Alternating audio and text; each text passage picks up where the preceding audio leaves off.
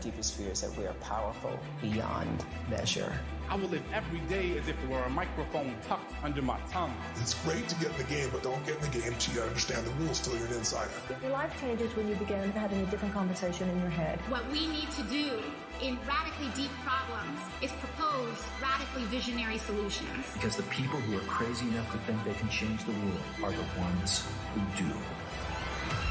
Greetings, everyone. My name is Julie Masters, and you are listening to another episode of Inside Influence, in which I delve into the minds of some of the world's most fascinating influencers or experts in influence to get to the bottom of what it really takes to own your voice and then amplify it to drive an industry, a conversation, a movement, or a nation.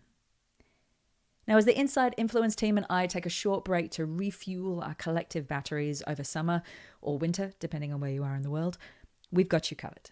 For the month of August, we will be releasing a weekly PowerCut of our favorite and your favorite podcast episodes.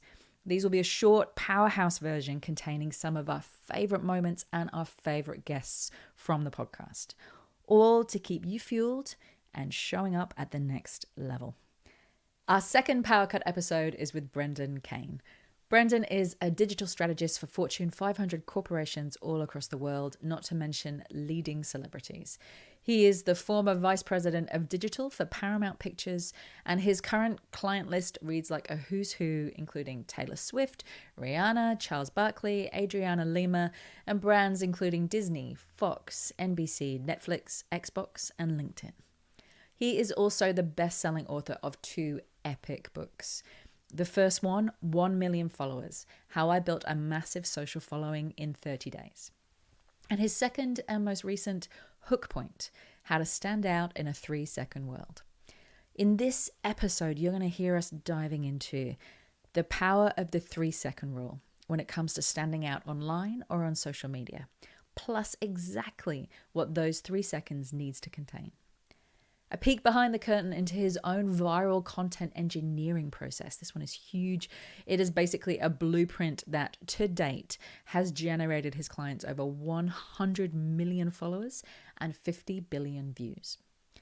And the keys to getting consistent with your content without burning out.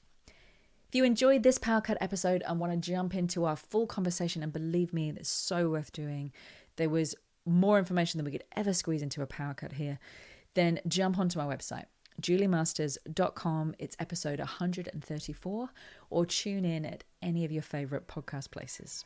But for now, sit back, relax, and enjoy my PowerCut conversation with the master content creator himself, Brendan Kane.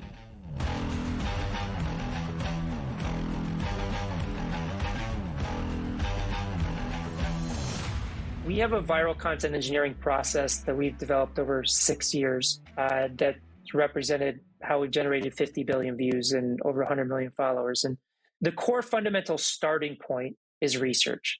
Now, the amazing thing is when we come to creativity, we're throwing out millions of data points. And these data points are readily available for free. But if you look at science, they're using, like if you're developing a new cure, or a new vitamin supplement, you're leveraging centuries of data to inform that. But when it comes to creativity, we throw it out the door. We want to be completely unique. We want to be completely different. But it doesn't work that way in a world where, again, you're competing against billions and billions of messages. So what we always fundamentally do in crafting a hook point or having success with social media is research. So we will do in-depth research of identifying the content formats that are working and the ones that are not working. We want the performance drivers on both ends of the spectrum. And one of the big things that we do is we break the mold of looking at just competitors, because oftentimes your direct competitors will tell you not to do something, not what to do. But we want to take that into consideration. But you really have to understand how things are fundamentally working before you can dive into it. So once we have that research done, we just understand what's working, what's not working. Then we use that research to set hypotheses. Okay, this is something that we believe can work for our brand. based upon what this content creator or this content format is doing. Then once we have the hypothesis set, then we can start generating the ideas. Now, typically people are just jumping to the ideas. Like the ideation is the third part of the process. We want to have a well-vetted research and hypotheses before we generate ideas. And then off of those ideas, we'll often rank them from the best idea to the worst idea. We'll come up with as many ideas as we can. And then another fundamental aspect of the process is we're doing single production. We're not creating a huge content calendar and planning out our calendar for the next 6 months or even the next 30 days. We're producing one piece of content with one idea to prove or disprove the hypothesis that we just found. So that's the fundamentals of our viral content engineering process. It's pretty in-depth. Typically, it takes us over 20 hours to train people in just the fundamentals of it, and then it takes months to get good at. But when we talk about grabbing attention, oftentimes we're looking at the nuance of the first 3 seconds. So if we're talking about like Instagram or a TikTok or a Facebook, what happens in that first 3 seconds? Down to the pacing, down to, are we using text? What is the visual hierarchy? Because oftentimes people make the mistake of, they'll have a meme card or text, then they have somebody talking at the same time and they're moving. So it's like there's so much overwhelm that the person just scrolls past. So like visual hierarchy is super critically important in those first few seconds. When we talk about YouTube, we're looking at the thumbnail and headline, because most of traffic is generated off suggested video, not off of search. So again, in a thumbnail or headline, and if you want to look at a master of this, look at Mr. Beast. He's quickly becoming the most popular YouTuber out there. He is a master of the hook in terms of the thumbnail and headline.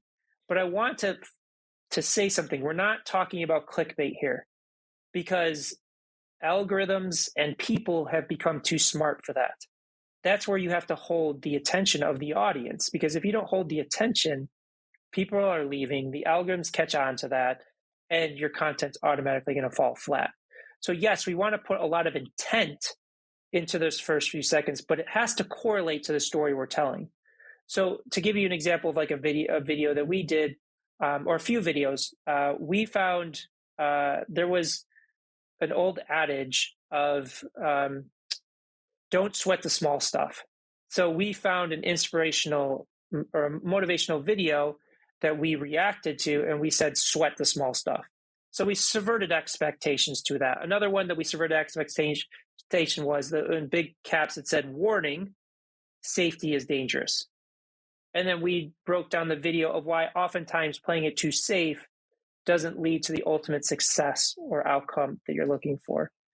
There's so many things in there I just want to draw an underline on. So the first one that I took there was not crowding it out, not, infobesity, throwing 101 things out there, picking one piece of content, one hypothesis, testing it from a variety of different angles and refining it. So that was the first one that I got there. And I think that many of us are guilty of just like spray and pray, just chuck it out there, see what happens. So picking one and going, like, doing less and obsessing, number one. Number two, that you mentioned headlines and the importance of headlines. And I know you would have tested, as you've said, like hundreds of thousands of different headlines. I just want to go down in that for a second. Is there anything that you have noticed about headlines that somebody could pick up and apply today in terms of, right, I'm going to shift the way that I use headlines? Yes. I first want to say headlines are not required. They are a tool. They don't dictate. Just because you use a headline doesn't mean you're going to be successful. And just because you don't use a headline doesn't mean that you're not going to be successful.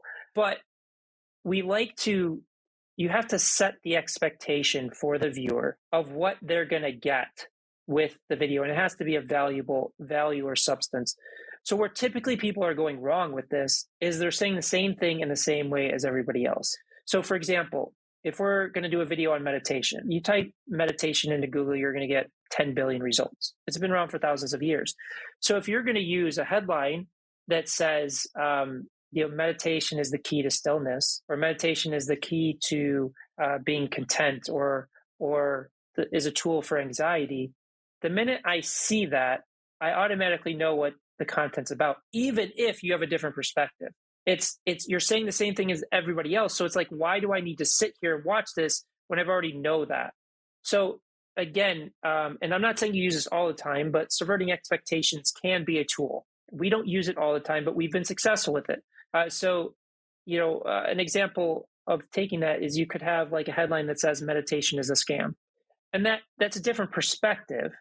And again, I don't want to mislead people. So I want to start the video by saying, have you ever felt like meditation just doesn't work for you? Like people tell you got to sit down and clear your mind, but every time you sit down, your mind is racing. It almost feels like it's a scam. Well, if that's you, I'm the same. When I first started meditating, I thought I was doing it wrong, or people were just making this stuff up, until I met the Zen Buddhist monk who taught me these 3 principles that I want to share with you today. So again, I just want to stress that I'm using a hook, a way to grab the attention, but I am meeting the expectation of that. Another example, a great example, there's a YouTuber, Graham Stephan, who's exploded. He teaches finances to millennials. He's got, I think, over 3.5 million subscribers on YouTube. And I think at one point, I think it still is today, but I could be corrected, his most popular video was how he bought a Tesla for $78. And that is a powerful hook. But what I want you to do is I want you to first look at the thumbnail and headline. So looking at it from a hook perspective, but then pay attention to how he's telling the story, because he uses a tool that most YouTubers call the Jenga effect. We all know the outcome of Jenga. The blocks are going to fall over. We just don't know when the blocks are going to fall over. So with each block that is pulled out, the tension builds.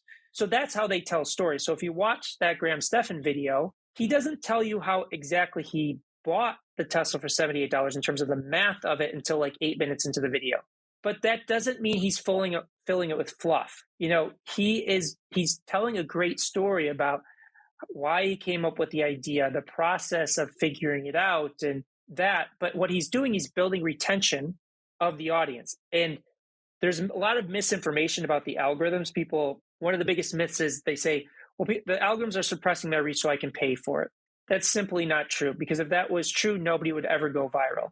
The algorithms have one goal and one goal only, and that is to hold people on the platform longer, because the longer they stay on the platform, the more ads they can serve. So what they're going to do is they're going to favor content creators that do just that, hold attention for as long as possible. So that's where Graham Stephan's video really took off, because it has more views than subscribers. Now, how does that happen? Well, it happens because YouTube is seeing, wow, people are watching this for 8, 9, 10 minutes. I want to serve this video to as many people as possible, as long as those metrics hold up. So I'll give you another example. TikTok is the hottest platform. Everybody's talking about TikTok. So I have a friend that just hit 20 million followers, and I was interviewing him for a new magazine that we're launching. And we broke down his most viewed video, which is 90 million views, and an average video that's like 5 million views. Now, again, TikTok is short form content. So we were just talking about YouTube's long form, TikTok's short form. The average retention rate, or not rate, but the average time that somebody watched the 90 million views was video was 27 seconds. The average time people spent watching the 5 million view video was 21 seconds. So we're talking about a 6-second differential that represented 85 million views. That's the world that we live in, because again, the algorithms have billions of pieces of content to choose from. So these elements of fractions of a second, especially in the first few seconds, and then the retention graph, that's where it becomes critically important. So it's like where most people are going is they're going in the frequency game and just putting out as much content as possible, which can work if your format is dialed in. But if it's not, essentially you keep training the algorithms that you're not a great content creator. You're not holding attention. So why am I going to give you all this reach, even if you have a bunch of followers? And it's kind of interesting, because a friend of mine just did 1 million subscribers on YouTube in like 2 weeks or something. It was a very short period of time. And he keeps preaching. And I talked to him about this. He keeps preaching to people, post every single day. That's how you see massive growth, because he used YouTube Shorts to do this. But this is a guy whose format is dialed in. He is a great content creator. And if you actually dive into the data, it's 3 videos that drove all those subscribers. The rest of them are underperforming. So that's where, again, where social media is, it's not easy, but it's simple. You grab attention and hold attention, and you'll have success. Thanks so much for listening. I hope you enjoyed this episode and have seized hold of at least one tool, idea, or mindset that will help you start raising your own level of influence. Now, for those of you who want to take the next step in your journey or would just love a roadmap to becoming the most influential voice, idea, or brand in your space, then I have good news. You can now download the latest updated version of my ebook, The Influencer Code, from my website, juliemasters.com.